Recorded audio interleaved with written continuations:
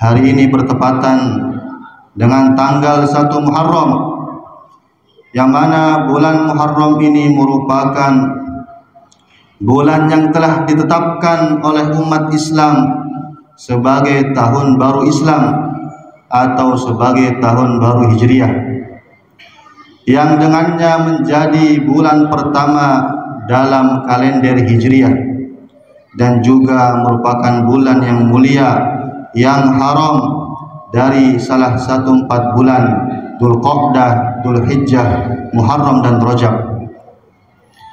Hal ini demikian dikarenakan di bulan Muharram ini hijrahnya yang mulia Rasulullah sallallahu alaihi wasallam dari kota Mekah menuju kota Madinah Al-Munawwarah, sehingga ditetapkannya tanggal 1 Muharram. Hadirin yang dimuliakan Allah Subhanahu wa taala, penentuan awal dari bulan Muharram ini yaitu dicetus oleh seorang sahabat yang mulia, yaitu Sayyidina Umar bin Khattab radhiyallahu taala anhu. Selain itu juga, selain bulan Muharram ini menjadi awal bulan dalam kalender Hijriah, terjadi juga peristiwa-peristiwa bersejarah, kejadian-kejadian yang besar yang terjadi di dalam bulan ini, yang dapat bisa kita ambil ibrahnya, yang dapat bisa kita ambil pelajarannya, yang mana semua peristiwa-peristiwa ini diberikan kepada hamba-hamba Allah Subhanahu wa taala yang bertaubat kepadanya. Peristiwa yang bersejarah ini telah tersimpan rapi, telah ditulis di dalam kitab klasiknya seorang ulama, yaitu di dalam kitab I'anatul Talibin, yang di situ telah diringkas begitu padat, begitu jelas, yang mana diantaranya di bulan ini diterimanya taubat Nabi Adam alaihissalam setelah diturunkan dari surga, diangkatnya Nabi Idris alaihissalam ke tempat yang tertinggi, diturunkannya Nabi Nuh alaihissalam dari kapal setelah banjir bandang, diselamatkannya Nabi Ibrahim alaihissalam dari kobaran apinya Raja Namrud, diberikannya kitab Taurat kepada Nabi Musa alaihissalam, diselamatkannya Nabi Ibrahim alaihissalam dari kobaran apinya Raja Namrud, dikeluarkannya Nabi Yusuf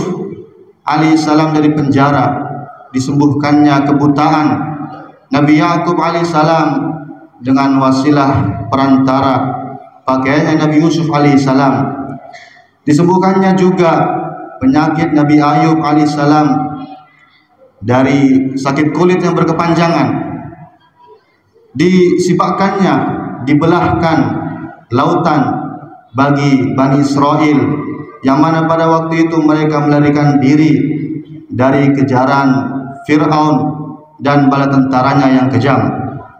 Dan juga dikeluarkannya Nabi Yunus alaihissalam dari perut ikan, diampuninya kesalahan-kesalahan Nabi Daud alaihissalam, diberikan kepada Nabi Sulaiman alaihissalam kekuasaan-kekuasaan berupa kerajaan, berupa ditundukkannya semua makhluk, berupa jin, berupa hewan dan manusia, dan juga diangkatnya Nabi Isa alaihissalam ke atas langit setelah beliau dikepung oleh bangsa Romawi.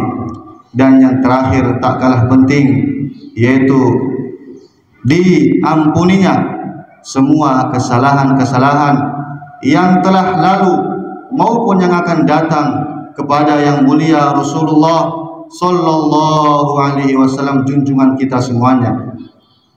Maka hadirin yang mulia, dari kisah-kisah di atas, peristiwa-peristiwa di atas, kejadian-kejadian di atas menandakan bahwasannya bulan Muharram ini adalah bulan yang mulia dan istimewa.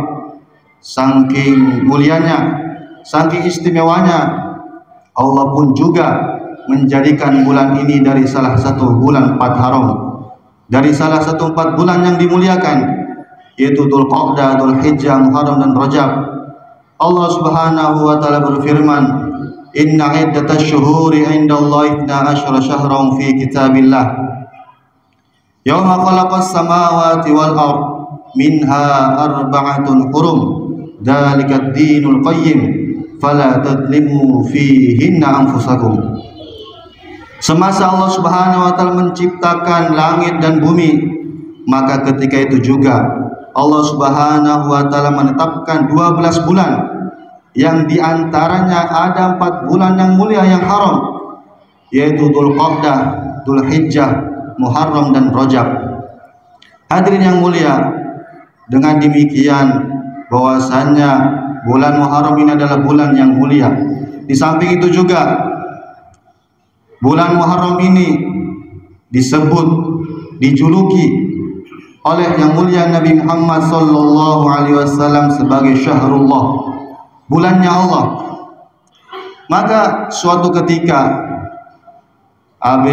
Al-Hafidh Abdul Fadl Al-Iraqi ditanya di dalam Syarah Tirmidzi, apa hikmahnya bulan Muharram ini dinamai atau enggak disebut sebagai Syahrullah, padahal kalau kita ketahui bahwasanya semua bulan itu milik Allah Subhanahu wa taala.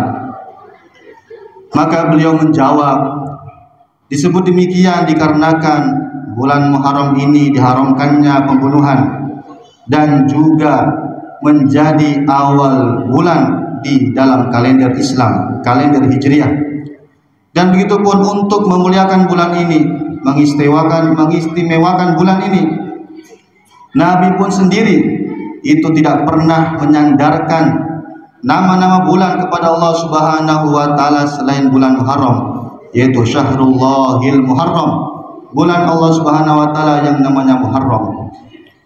Maka hadirin yang dimuliakan Allah Subhanahu wa taala, oleh karena itu dengan demikian bahwasanya bulan Muharram ini telah kita sebutkan tadi kejadian-kejadian yang besar, peristiwa-peristiwa yang besar. Ini seolah-olah mengantar kita, menggiring kita kepada sejarah, kepada kisah-kisah yang penuh dengan renungan, yang penuh dengan pelajaran, khususnya bagi umat sekarang. Karena mayoritas dalam sejarah tersebut, peristiwa tersebut itu banyak terindikasi dari pembebasan, kemerdekaan umat ini dari ketertindasan, dari mara bahaya, dari serangan musuh, sehingga sudah selayaknya, sehingga sudah sepastinya di bulan Muharram ini itu menjadi bulan kemerdekaan bagi umat Islam dan umat mukminin. Hadirin yang mulia, maka begitupun juga kita bagaimana jadikan di bulan Muharram ini sebagai bulan kemerdekaan. Kemerdekaan dari apa? Kemerdekaan dari api neraka. Bagaimana caranya? Yaitu kita perbanyak amal kita perbanyak ibadah kita perbanyak zikir kita, perbanyak sedekah kita. Khususnya di bulan ini kita perbanyak puasa dan bersedekah. Yang mulia Rasulullah sallallahu alaihi wasallam bersabda, "Wa man shoma yauman fi yaumi Asyura falau bi kulli yaumin 30 yauman aw kama jaa fil hadis." Dan barang siapa seseorang yang berpuasa di satu hari saja di bulan Muharram, maka itu seperti puasa 30 hari di selain bulan Muharram. Dan juga kita dianjurkan memperbanyak sedekah, khususnya nanti ketika hari Asyura tanggal 10 Muharram. Wa man wasa'a fi yaumi Asyura ala iyalihi wa ala ahlihi wasa'allahu alaihi sa'ira sanati atau kama jaa fi riwayat.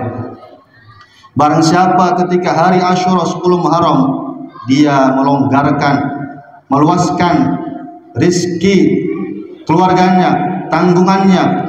Siapa yang wajib dinafkahi, dia luaskan rizkinya. Yang biasanya cuma makan telur, waktu itu dia makan daging, dikasih lagi tambahan uang, dilonggarkan keluarganya. Wassallallahu alaihi sa'ira sanatihi, maka Allah Subhanahu wa taala akan melonggarkan hidupnya, rizkinya selama 1 tahun ke depan.